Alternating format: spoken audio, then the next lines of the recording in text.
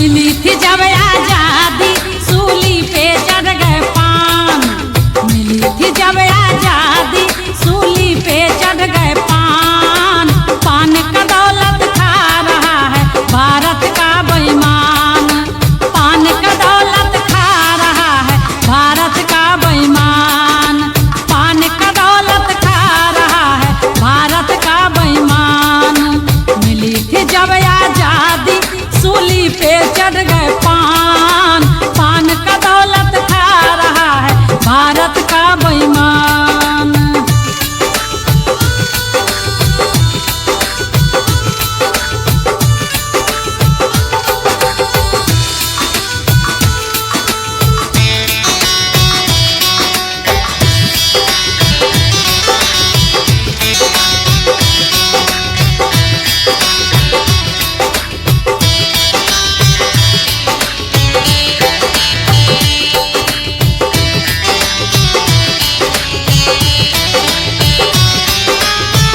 अब ना रुकेंगे, अब ना झुकेंगे, मिली ना आरक्षण तो दिल्ली चलेंगे।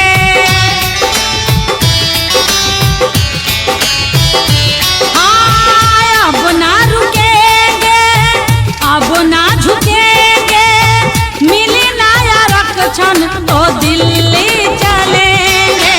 फिर से पढ़ कर देखो भारत का संविधान। फिर से पढ़ कर देखो भारत का संविधान। पान का दौलत खा रहा है भारत का बेईमान। पान का दौलत खा रहा है भारत का बेईमान।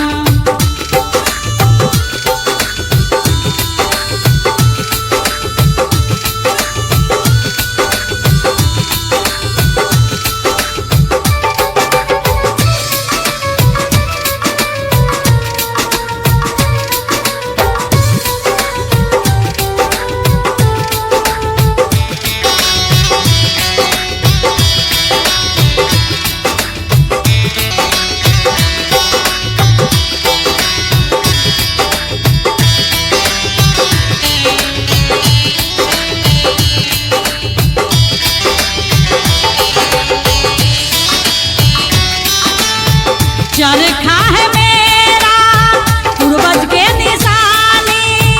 चाहिए अधिकार अब करो ना मनमानी।